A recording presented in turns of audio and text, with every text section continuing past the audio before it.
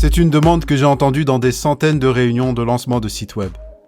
Le PDG se penche vers l'agence et dit, avec une certitude absolue, « Je veux que mes clients trouvent n'importe quel produit en maximum 3 clics. C'est la règle d'or. » Cette règle des 3 clics, c'est la plus grande légende urbaine du digital. C'est le monstre du Loch Ness de l'UX design.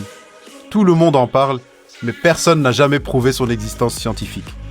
En réalité, en voulant respecter cette règle arbitraire en 2025, vous êtes probablement en train de saboter votre navigation et de frustrer vos utilisateurs. Bienvenue dans Digital Architect, je suis Ismail. Aujourd'hui, nous allons déconstruire ce mythe avec des données scientifiques. Nous allons voir pourquoi Amazon se fiche éperdument que vous cliquiez 10 fois. Pourquoi le comportement mobile a tué la navigation des années 2010. Et surtout, nous allons découvrir la seule métrique que Google regarde vraiment pour juger la qualité de votre site. Préparez-vous à changer votre vision de l'ergonomie. Vous êtes prêts? Alors on y va.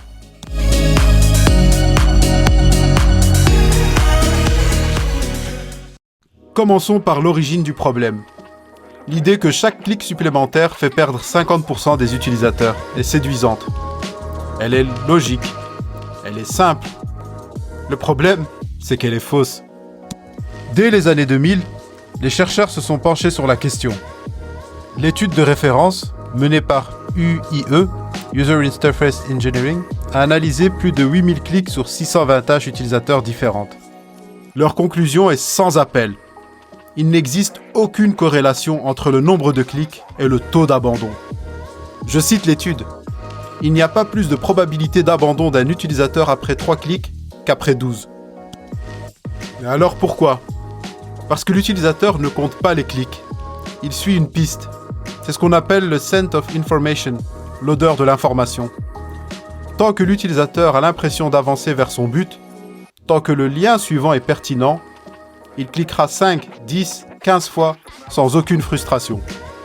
L'expert Jacob Nielsen, le pape de l'ergonomie web, a même mené une expérience où le taux de succès d'un site e-commerce a augmenté de 600%, en passant de 3 à 4 clics.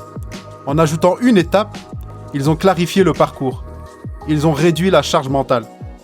Pensez à Amazon. Pour acheter un produit spécifique, vous passez par la barre de recherche, les filtres, la fiche produit, les avis, le choix de livraison, le panier. Vous êtes souvent à 8 ou 9 clics. Est-ce que vous abandonnez? Non. Parce que chaque clic vous rapproche de la récompense. Comme le dit très bien le designer Jeffrey Zeldman, la règle des 3 clics n'est pas une loi, c'est une suggestion. En 2025, ce qui compte, c'est pas la brièveté du chemin, c'est sa clarté. Il y a un deuxième facteur qui a rendu cette règle obsolète, votre smartphone. Regardons les chiffres de janvier 2025, publiés par Data Reportal. 59,2% du trafic web mondial provient désormais du mobile. Près de 60%. Et le comportement sur mobile est radicalement différent du comportement sur ordinateur. Sur petit écran, cliquer est coûteux. Il faut viser avec le pouce. Attendre le chargement de la page, c'est de la friction. En revanche, scroller est naturel. C'est un geste fluide, infini. C'est là que le débat pagination versus scroll infini entre en jeu. Sur mobile, l'infinite scroll, donc le défilement continu comme sur Instagram ou LinkedIn, gagne du terrain. Selon CrocoBlock et LongRocket, le scroll infini augmente le temps passé sur le site et l'engagement. Il favorise la découverte. Ceci dit, attention, je ne dis pas qu'il faut supprimer toute pagination. Pour le SEO et l'accessibilité, la pagination reste utile. Mais comprenez ceci, les utilisateurs mobiles sont pressés. Selon Kinsta, ils passent 40% moins de temps par session que sur desktop. Ils ne veulent pas cliquer 3 fois pour trouver l'info. Ils veulent que l'info vienne à eux en scrollant. La structure de vos pages doit donc s'allonger. On ne cache plus l'information dans des sous-pages profondes. On l'expose en façade. Si le nombre de clics n'est pas la bonne métrique, laquelle devez-vous surveiller sur votre tableau de bord alors? Il y en a une qui obsède Google en 2025. Ce n'est pas le taux de rebond. Ce n'est pas le nombre de pages vues. C'est le dwell time, le temps passé sur la page. Google raisonne ainsi. Si un utilisateur clique sur votre lien, reste 3 minutes à lire, scrolle jusqu'en bas, c'est que la réponse est pertinente.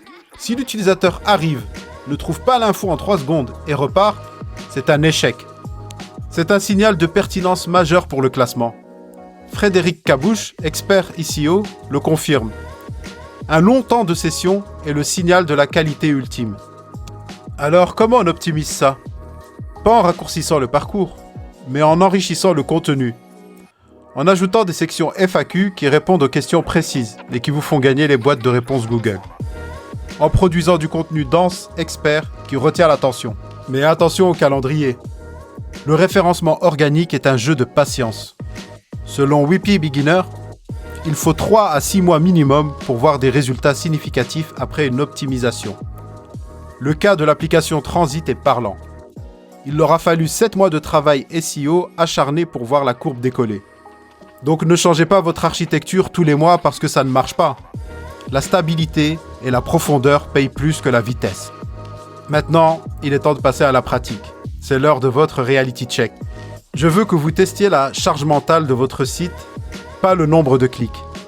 Prenez votre téléphone.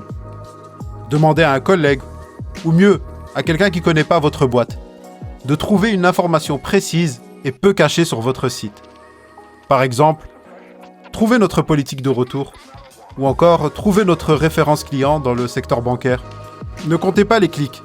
Regardez son visage. Regardez son pouce. Est-ce qu'il hésite? Est-ce qu'il remonte en haut de page? Est-ce qu'il utilise le moteur de recherche interne par dépit? Si vous voyez de l'hésitation, c'est que vos liens sont mal étiquetés. C'est que l'odeur de l'information est perdue. Peu importe que ce soit en 2 clics ou en 10, si l'utilisateur doit réfléchir, vous avez perdu. Dans ce cas-là, votre mission sera de renommer vos menus. Soyez explicite. Remplacez « nos solutions » qui est trop vague par « logiciel de comptabilité ». Guidez-les, ne les comptez pas. En résumé, la règle des 3 clics appartient à l'époque où Internet était lent et où les gens naviguaient avec une souris sur un bureau. Aujourd'hui, dans un monde mobile piloté par l'IA, la priorité a changé.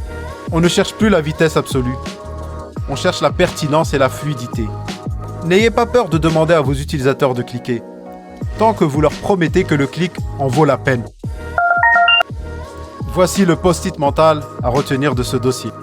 Le nombre de clics est une mesure de distance, pas de performance. Personne ne se plaint de la longueur du trajet si la route est claire et le paysage intéressant. C'était Ismail. Merci pour votre écoute. Et comme chaque semaine, ne suivez pas les tendances. Maîtrisez-les.